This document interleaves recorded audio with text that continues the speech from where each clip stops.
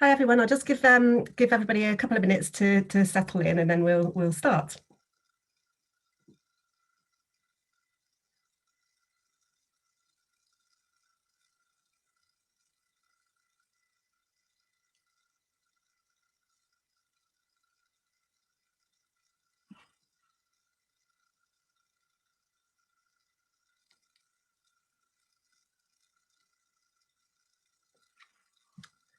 Good afternoon, everybody. I'm just going to wait just a couple of minutes to make sure everybody who's signing in makes it into the meeting.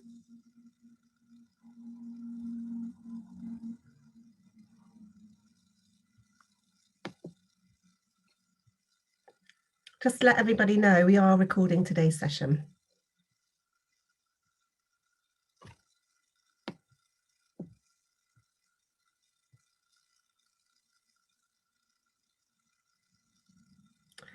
Super. I think we'll crack on because we've got a fair amount to get through.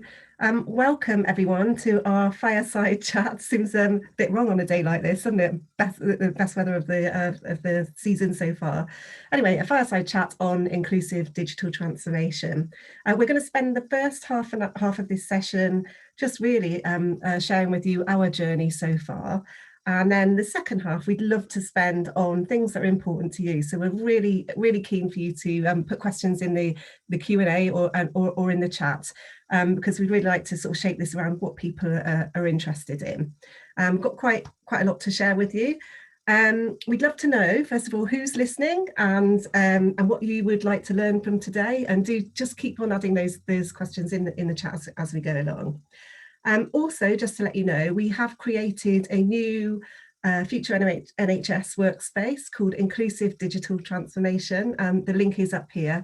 And what we've done is we've put everything that we've been using, all the research and toolkits and so on, and also some of our own insights as well. So put it all in one place so anybody can use it if they want to. There's a short registration process for it, but the resource is absolutely free and open to everybody.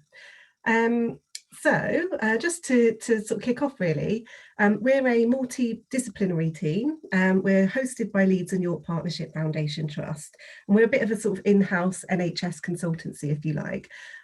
We've been running for about 7 years. We've done about 90 different digital innovation and inclusion projects. I'm working with all sorts of partners from local government to local NHS organisations and also national NHS organisations, universities and so on, and the voluntary sector. And last year I took over the reins at mHabitat, and it was the same time as lockdown, so it was not quite what I was expecting. And we had been an organisation that spent, many years sort of doing face-to-face work around co-design of digital innovation.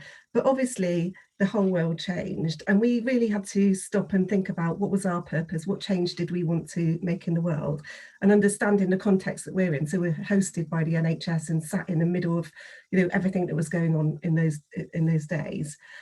So what we decided to do was bring together co-design and digital inclusion and system change and digital innovation, and we launched the IDT programme.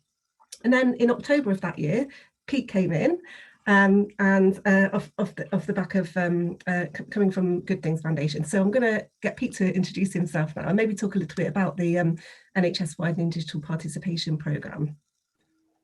Cheers, Ros. So hi everyone, I'm Pete Nuckley. I am Deputy Director of Design and Delivery at mHabitat, or Thrive by Design. But as Ros was saying, for the last 3 or 4 years, I've been looking after the NHS Widening Digital Participation Programme, which was set up along with Good Things Foundation. The idea was, is there any innovative ways for us to do some digital inclusion activity with the groups that are most excluded in England and see if it helps their health or their activation? I guess the upshot is that it did do that. To a certain degree. We found some ways of doing it, and mostly it's about, you'll know this stuff anyway, but mostly it's about humans and not about the technology itself. It's about trusted relationships and so on, and we'll probably go into that a bit more later on.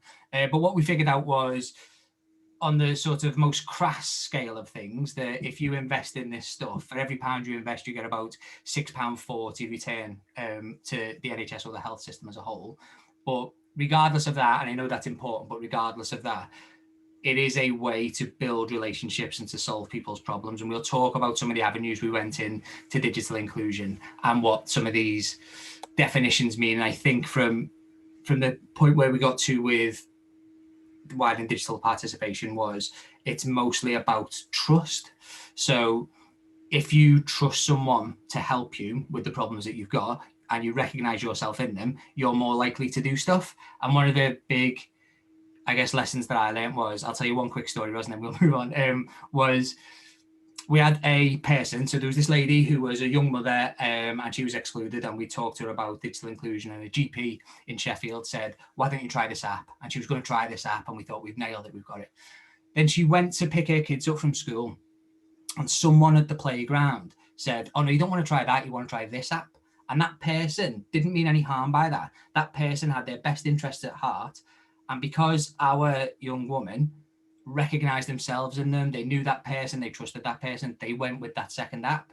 And the GP went, well, let's call it all off then because you're not using the thing that I trust. So trust was really multifaceted and nuanced. And we've got a lot of kind of reports and different evaluations to talk about that. But that was the Widening Digital Participation Programme. And we think we might be sort of moving into a different realm now that me and Ros will probably discuss for the rest of the session.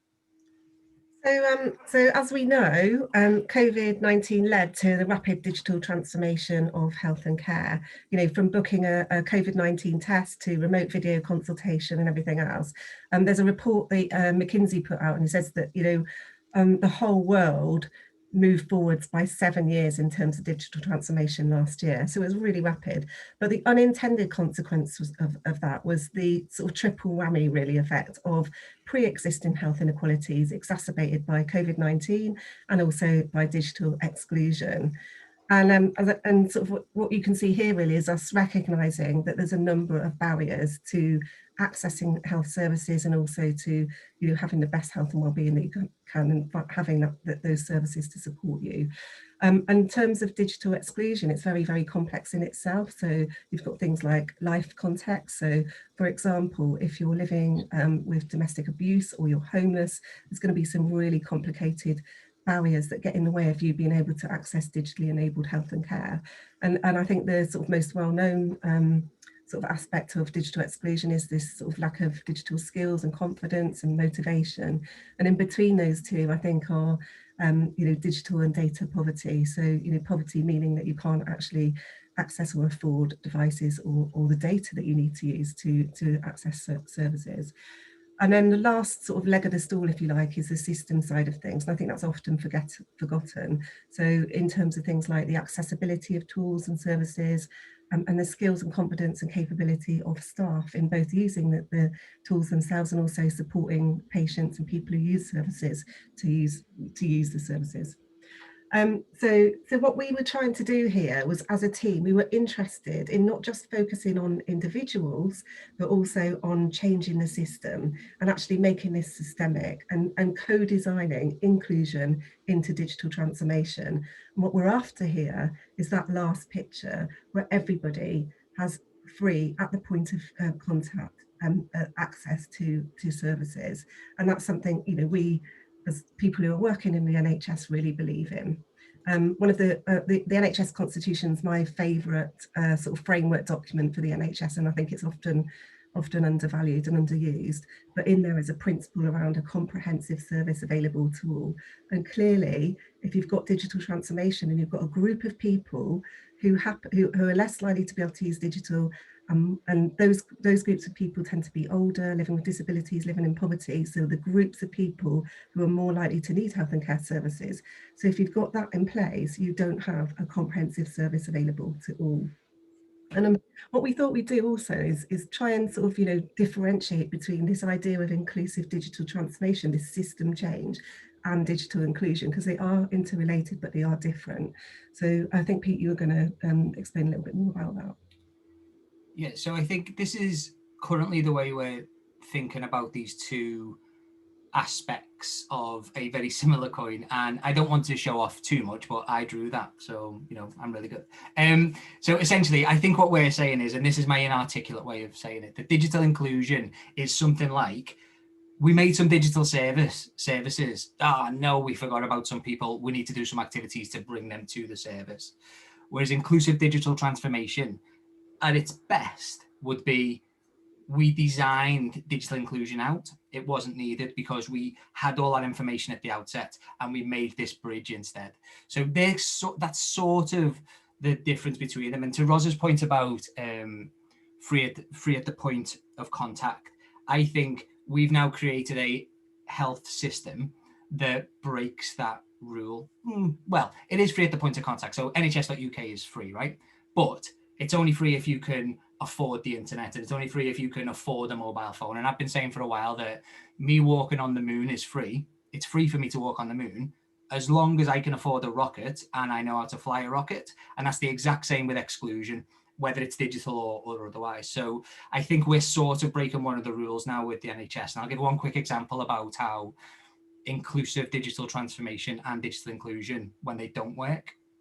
There's a GP up near Grimsby who I was chatting to, and they said if someone comes into their surgery at 9 o'clock on a Monday morning and the GP finds out that they have some kind of cardiovascular problem, they have some kind of, I'm not a physician, so forgive me if I get this stuff wrong, but they have some problem with their heart, that GP can send off a referral. And if that patient has a smartphone, confidence, and access to the internet, that person can have seen a consultant and be on a pathway to recovery within 6 hours by 3 o'clock that afternoon.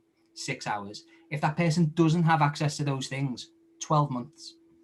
What we've done is made a two-tier system where poor, disadvantaged people will die more because 12 months is too long to wait, and affluent, included people won't. And that's just not what the NHS was set up for.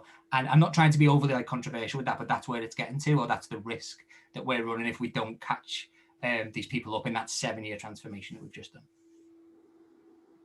So we back in June, summer of last year, we launched this idea of an inclusive digital transformation. And we put some sort of proposals out there. We didn't know who would take them up, or whether anyone would be interested, but we really wanted to see if we couldn't get into this sort of rapid digital transformation and try and bring inclusion into it. And actually, there were two people in particular that picked this up straight away. And one of them was Paul Rice, who at the time was the Regional Digital Transformation Director of NHS England in the North East and Yorkshire and Humber. And he was involved in developing a regional approach to remote monitoring. This is a national NHSX programme. And then the other person was Dawn Greaves at West Yorkshire and Harrogate ICS. And so we collaborated with those two, and what we did in the North East and Yorkshire was set up a sort of a programme in partnership with NHS England and with the academic health science networks in both those regions. And we looked at co-designing against specific tools that they were bringing in around remote monitoring. So we're checking to see whether they were inclusive and helping to identify where there might be challenges there to overcome and where we might need to build enhancements in to ensure that everybody can benefit. And we also ran a learning programme, an inclusive digital transformation learning programme for people working in digital transformation across the region. And as part of all of this, we set up the workspace that we've told you about earlier today. And then in Yorkshire and Humber, we worked with each of the 3 ICSs, the South Yorkshire and Bassetlaw and Humber and Coast and Vale, as well as West Yorkshire and Harrogate. And we looked at what was important to them in their area around digital inclusion. We looked at what their assets were and what their energy, where their energy for change was and their priorities. And we worked on 3 different subjects. We worked on digital and data poverty, on digital health literacy, and on how you connect really primary care and community assets. And out of that, we've created a blueprint, which Pete might talk about a little bit later on. And then the third project, which came in early on, was a piece of work we did sort of under the radar, really, commissioned by NHSX. And what we were trying to do, it was a tiny piece of funding, so it wasn't a massive research project, but we were trying to understand what was the current picture in ICS's, integrated care systems, in terms of their understanding and prioritisation of digital inclusion and an inclusive digital transformation. So we carried out a mapping across the country. We got a response rate of 50%, so that wasn't too bad considering how low key it was, but it really gave us an idea of where we were at right now. And then as we got into the last year, we also connected up with Trish Greenhaw and her team at Oxford University and did some work around what inclusive remote video consultation looks like. We looked in our own trust, we looked at what was happening around remote consultation and what were people's experiences of that, and provided some recommendations around that.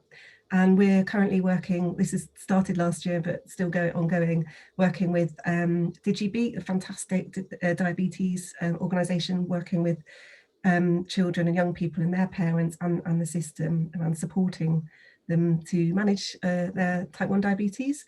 And they're creating a chatbot, and what we're looking at is working with young people who are from more excluded and disadvantaged backgrounds to look at how we might make sure we overcome those barriers, potential barriers, and ensure they can benefit from that as well. And then what we did was we spent a period of time consolidating the knowledge that we learned from all of those things. And meanwhile, there was I think there's increasing evidence and interest in digital exclusion related and prompted by COVID-19, health inequalities, and the digital transformation of health and care. So there's a whole load of really interesting insight reports out there, including from Doctors of the World, National Voices, Leeds Health Watch has done some really brilliant work around that. And that's really brilliant because that's really sort of pointing a spotlight on what's happening, what the issue is here. And the side of the thing that we're interested in is, so what do we do about that? So we consolidated our learning and we put together a kind of a 10 pointer really on what good inclusive transformation looks like, really at an integrated care system level, or it could be applied at an organisation level, and produce the workspace.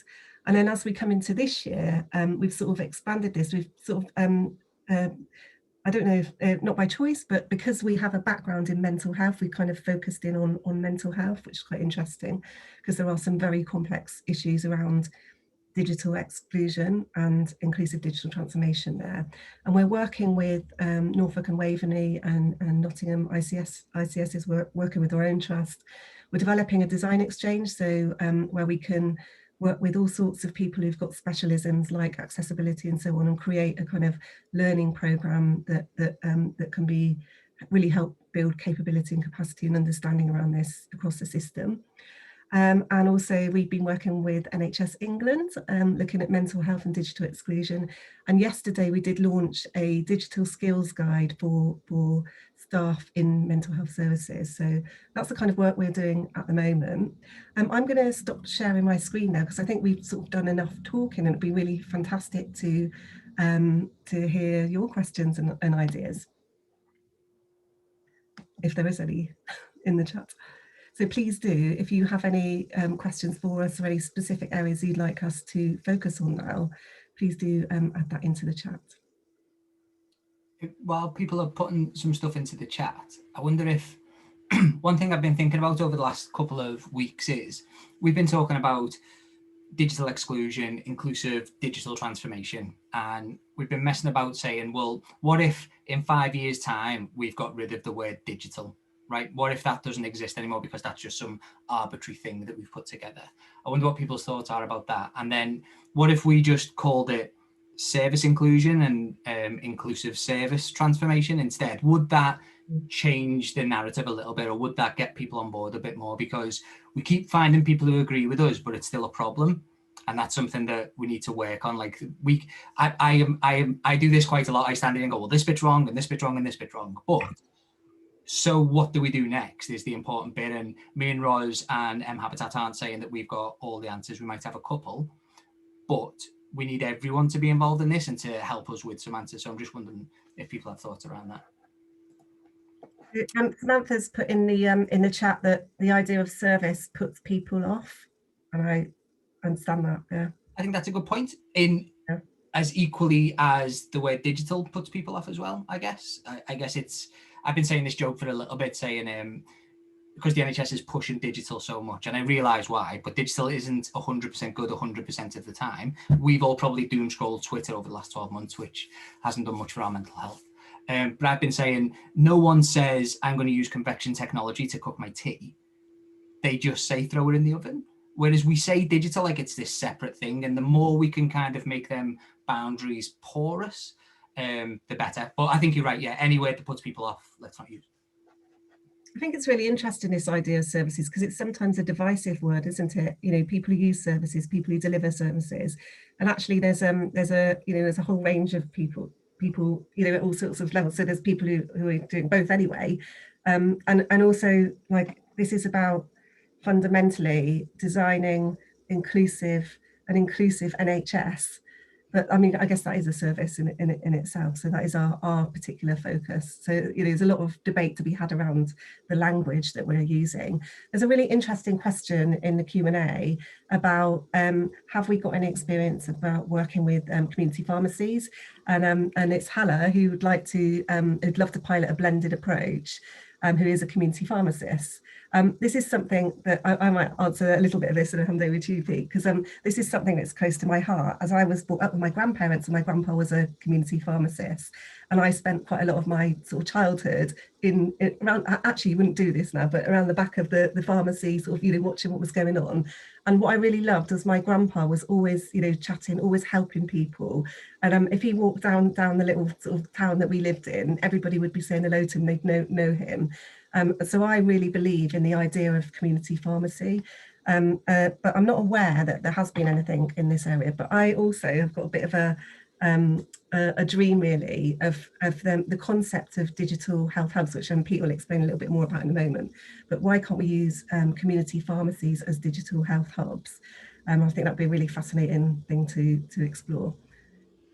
Yeah, I agree. Yeah, we've been talking about it for months, haven't we, Ros? It's something. So, Hala, send us your email address. We'll have a chat with you about this. I'm going to just share my screen to show you a little bit about.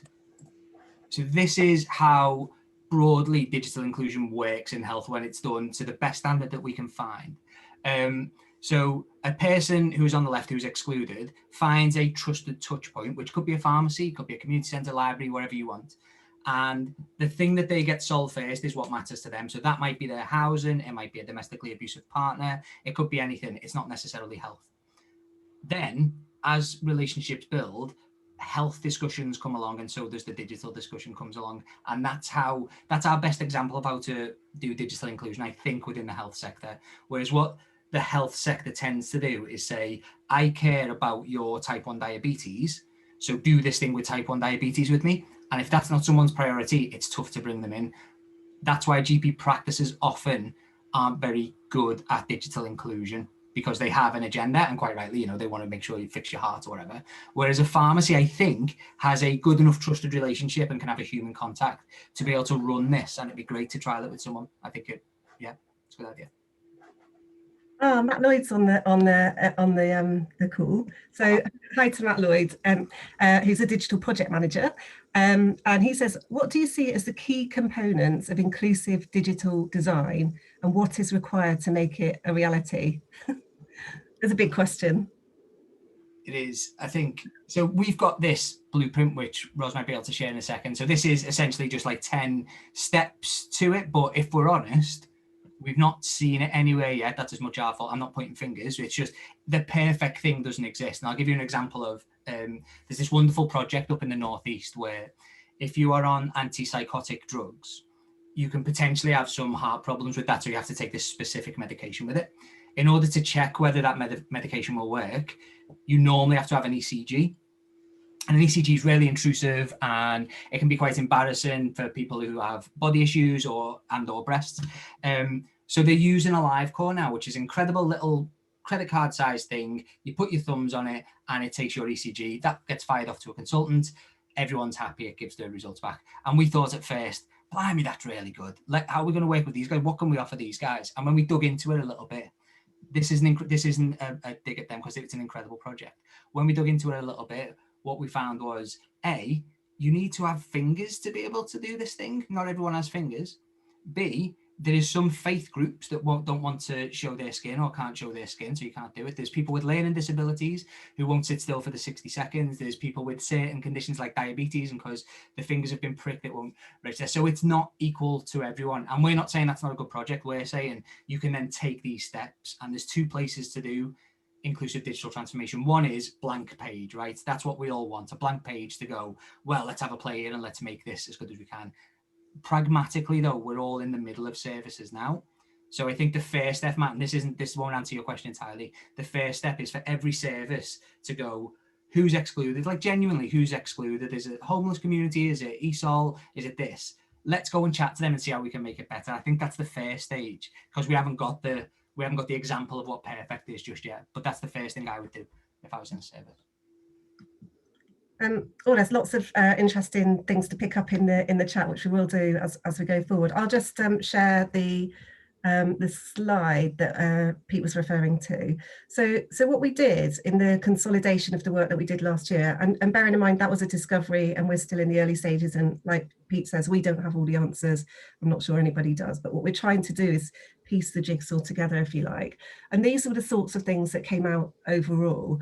So the first, and this is sort of, I think the next step thing that Pete was talking about is really important, because you kind of need something tangible to grasp hold of. But here's a framework for the sorts of questions we could be asking ourselves. So the first thing is about leadership. So we think it's really important to get leaders on board and supporting this. And this is a collective thing. It's not an NHS thing or even a local government thing. Actually, it's something that we all need to work together on. And every sector, every partner has got something to contribute. And I want to sort of really give a big shout out for the voluntary sector here, both national and local as well, very hyper-local. I think it's really important that we recognise the role, the engagement role, the supportive role, the wraparound support and the holistic role that the community organisations can play here. So the first thing is about leaders understanding, valuing and champion inclusive digital transformation.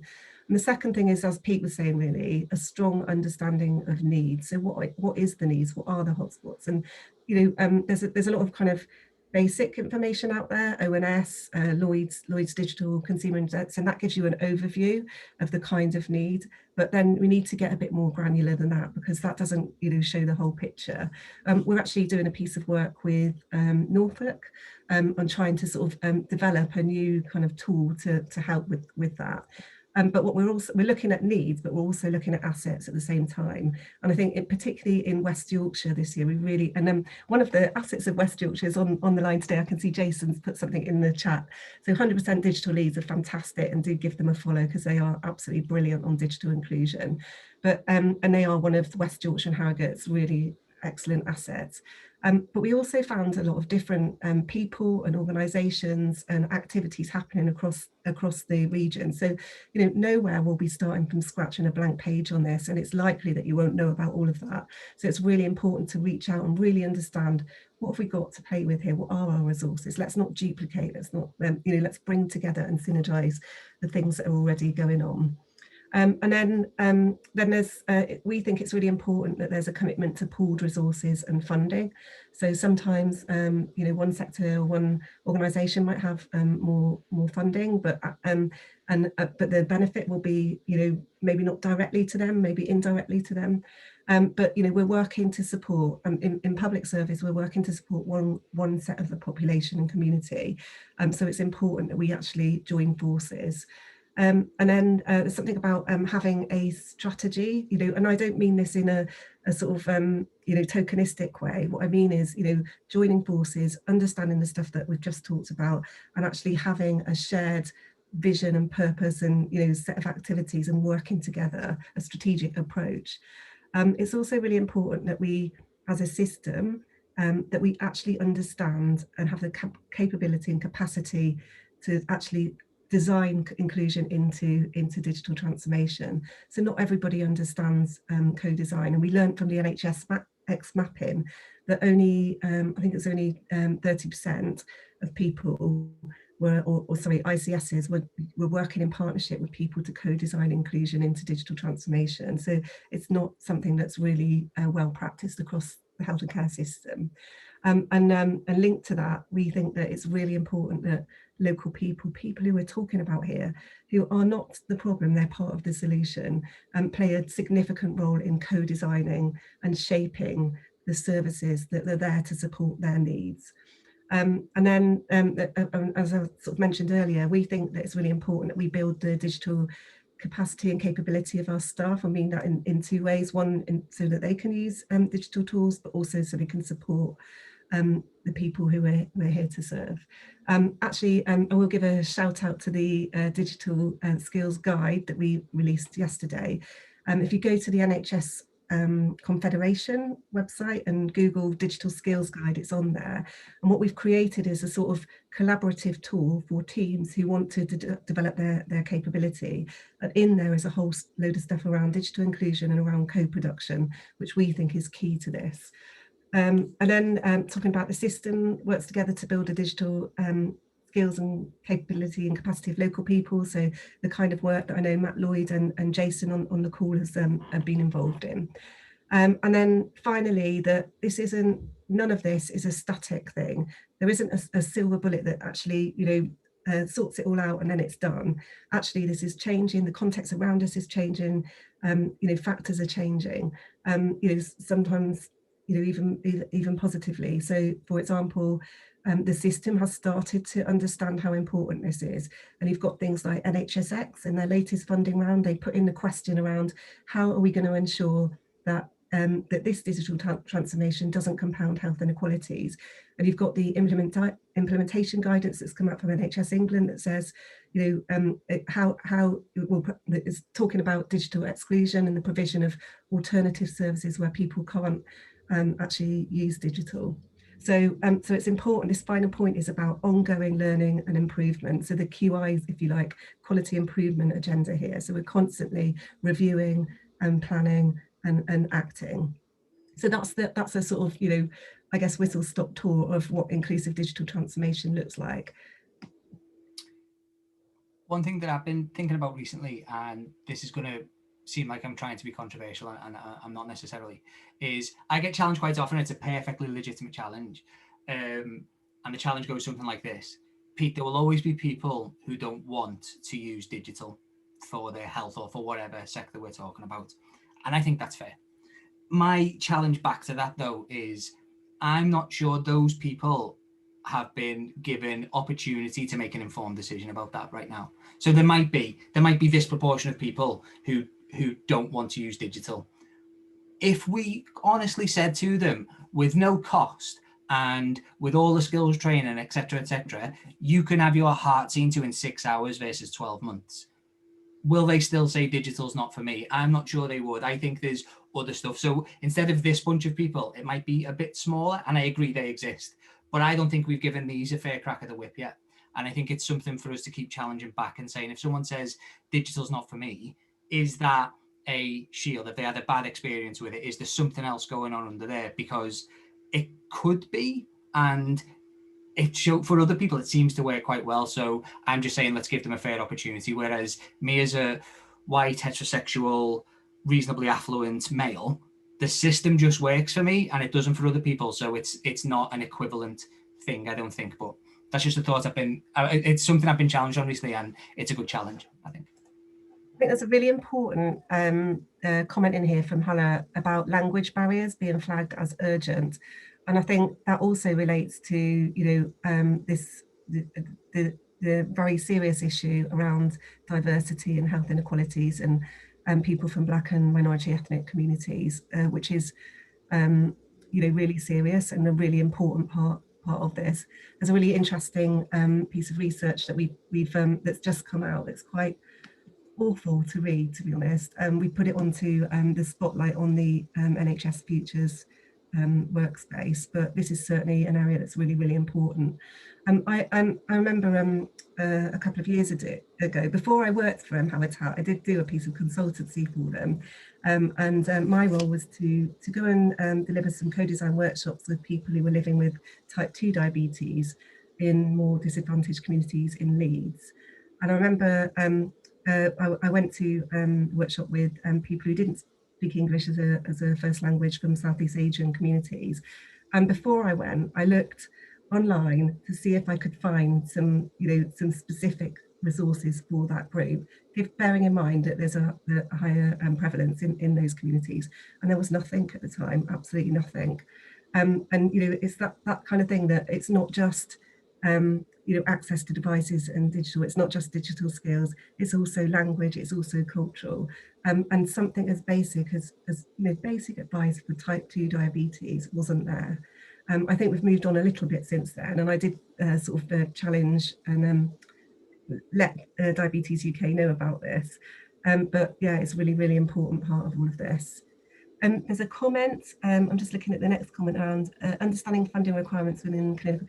The whole issue about, I think what you're trying to say there is about exposing, the benefits of overcoming and designing inclusion into digital transformation for the things that the health system is ultimately interested in, which is, ensuring that we're providing really good quality services that make a difference to people and help people with their health and well-being. So thank you for that comment. There's definitely something about funding that's interesting though, and it makes it more complex. That a lot of activities that I've been involved in, and Jason and Matt, who are on the call, I'm sure others have been involved in, have been like 12-month program, right? So you go and do some work in 12-month program, and X amount of people get help, and you do some kind of calculation on what benefit that's had. It's for the more excluded groups that you get to, the more 12 months isn't really a good enough time frame. We need to be talking about long-term investment in these things, particularly in a sector that changes all the time. And then the thing that I think has showed up with COVID is inclusion in general, but specifically digital inclusion, isn't a static thing. So Roz is my boss. If Roz sacks me after this because I was terrible, I will suddenly become very digitally excluded because I have to give this laptop back and I can't afford the Wi-Fi no more. I become excluded. And that's the same with housing for inclusion and so on. So it's not we spend some time with some people and then they're solved. It's an ongoing thing, and people are at danger of this stuff all the time. So how do we invest in, this is sort of asset-based community development stuff really, Roz, I guess, isn't it? But how do we invest in communities to make sure that they're there for everyone as and when they need them, whether digital or not, I guess, which is a difficult thing to say to a CCG, go and fund just turning the lights on in a community centre because it's helpful. It's a difficult ask, I think. I don't know that is. I think that is something that integrated care systems with their new role around population and health inequalities could solve. I think that is a problem that could be solved. But I don't think that's the only thing. I think even if we got that bit right, we still need to, when we're designing services, when we're trying to improve services, we need to use like approaches of co-design. We need to think through, is this inclusive? And the question that you asked is, are there going to be people who aren't able to easily access these services? And we need to then work with those people to design in inclusion. Because this is, as you say, is going to be changing, services are going to be changing, digital's changing as well. The context we're in is changing rapidly. And it really, I feel really quite concerned about, actually, it's a sort of constant balance, isn't it? I don't actually think that the NHS England implementation guidance goes far enough. I don't think it's enough to say this group of people are digitally excluded, so for those people, we're going to provide a face-to-face service. Because actually, as you explained earlier on, if you're not online, you're missing out in all sorts of ways, and that's directly for health services, but also indirectly for all the things that affect our health. So, access to benefits, for example, social sort of that lies in terms of which in terms of lockdown were really important, cheaper services, etc., etc.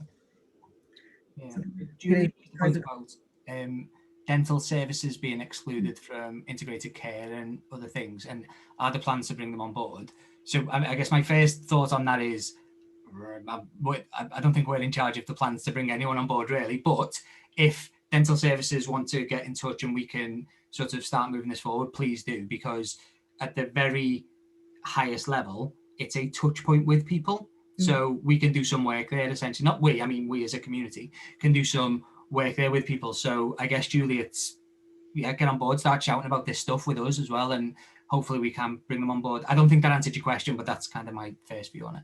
I think this might be a good point to show the digital inclusion wheel. because actually it's really fascinating that when we put out a survey to look at what kind of digital inclusion activities were being funded from a health and care perspective, we had a load of responses from the dental area, which was really interesting to us because we hadn't had a lot to do with that area. But do you want to share the digital inclusion wheel? Because as a result of that survey, it's like we created this wheel which helps us to understand from a health perspective, how person-centered are the digital inclusion activities that we're funding and delivering.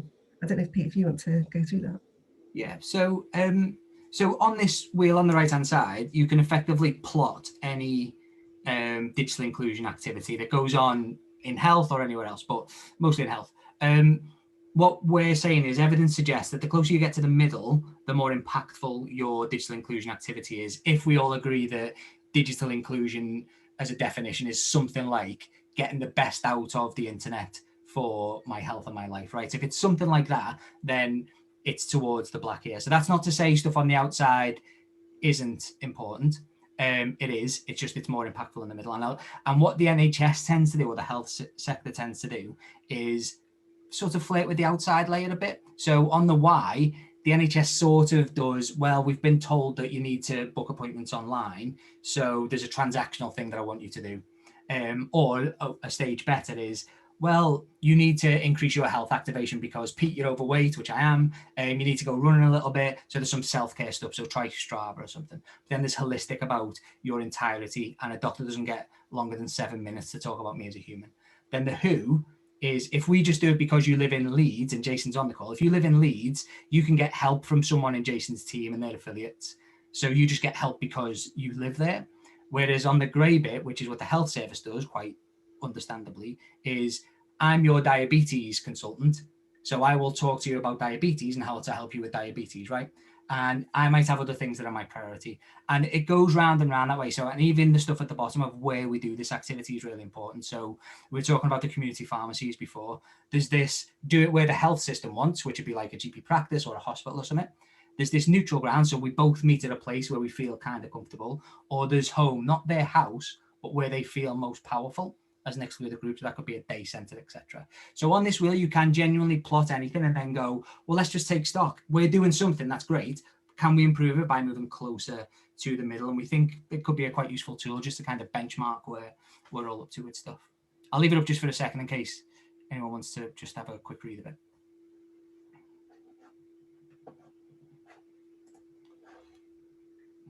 I might share my screen in a moment because I know there's a really interesting comment about ICSs and patient involvement.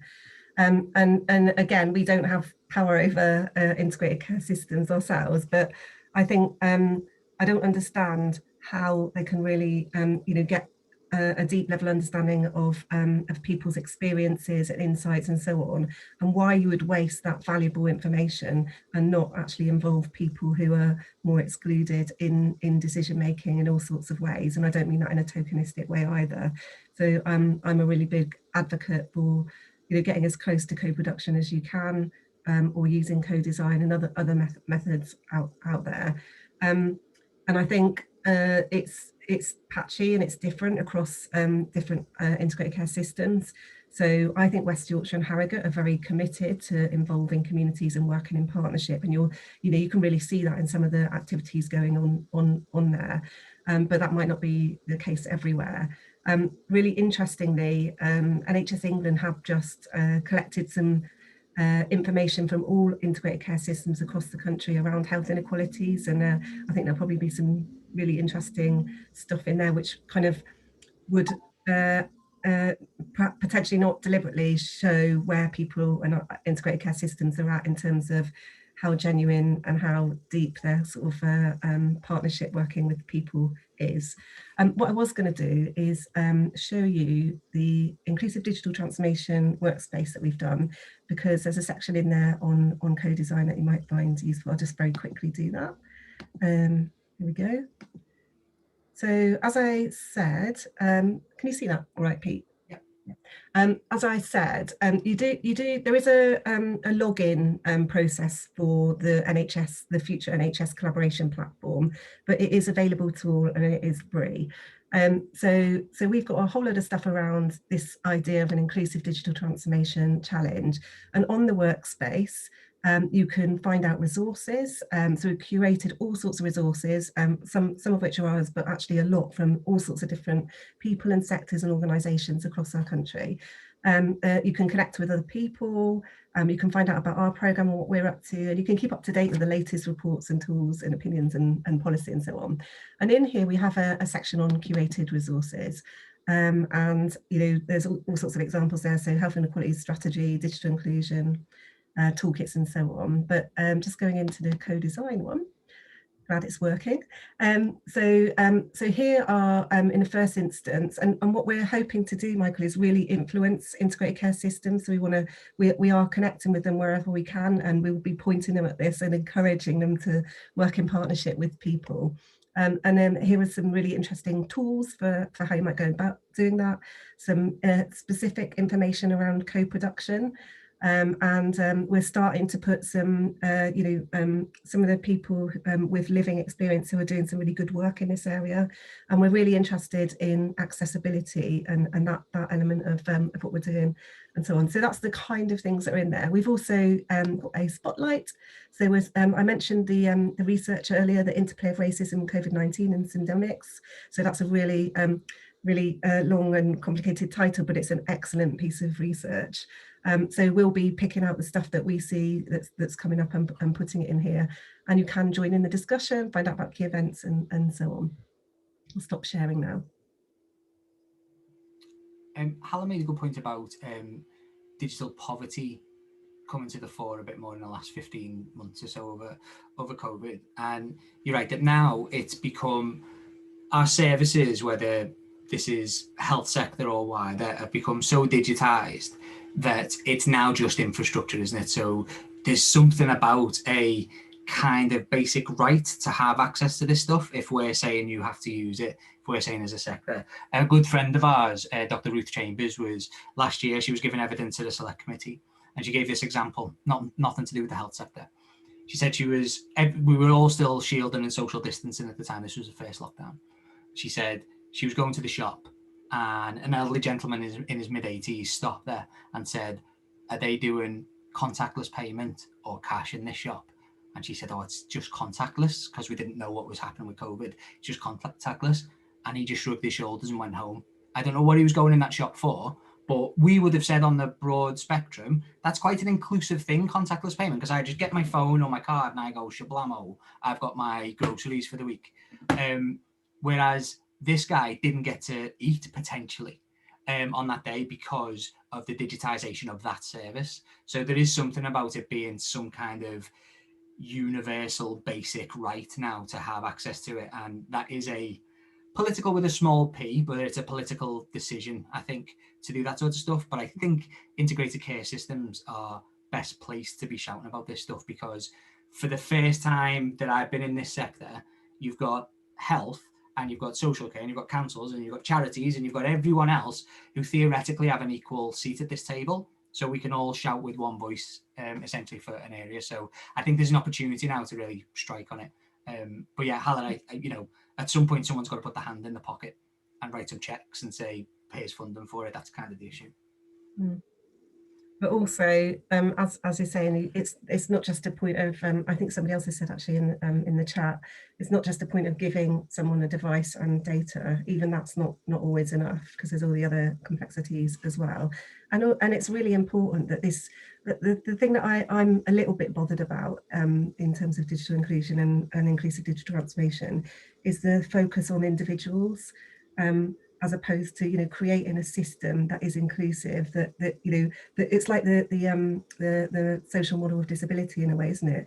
We need to create a world that's inclusive and where everybody can flourish as far as possible, as opposed to almost blaming individuals and getting them to build their capability. So I think it's a very complex issue, and that it is important that we create the conditions where people build their skills and confidence and so on as well, but that isn't enough just to do that.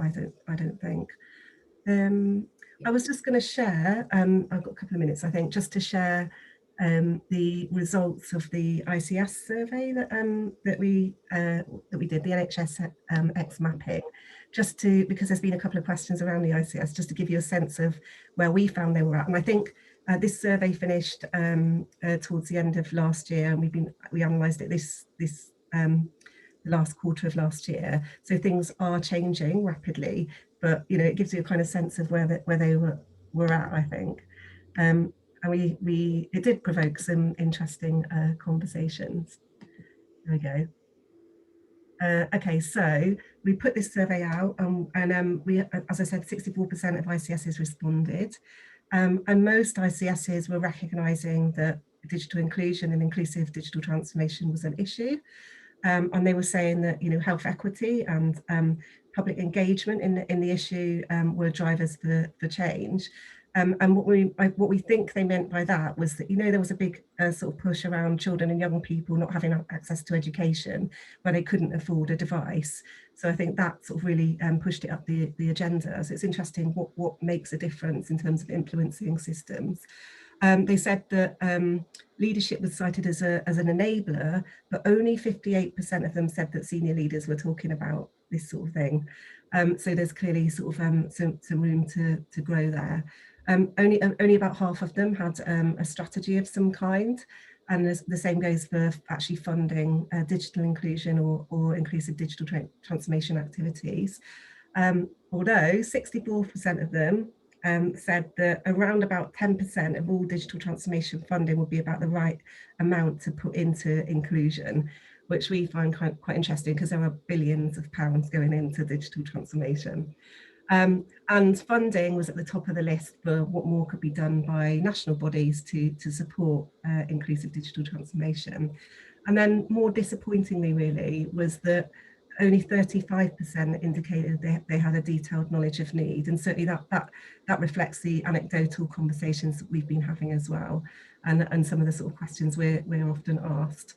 And then worse still, and the thing that we really want to work hard on, and we know that people in NHSX and NHS England are also sort of collaborating with us around this, only 23% agreed that people who were more digitally excluded were involved in co-designing inclusive digital transformation. And these were some of the enablers and the barriers that people talked about. And I don't think there'll be any surprises here really. So on the kind of enabling side, having that commitment from leadership and that support from leadership is really important. And we think that they meant locally, but also at a national level. And then funding, as I mentioned earlier, this sort of focus on health equity and impact of COVID-19. So actually we have felt this has been a window of opportunity to push this agenda forward, and public interest. And then on the other side of it, lack of funding, lack of engagement, awareness and understanding the system, and lack of workforce capacity and capability. And what we also found was there was very little mention of partnership working actually. So that's a really important area, and we hope that integrated care systems and that formalisation of them really is an opportunity for partners to come together. So I'll stop sharing there.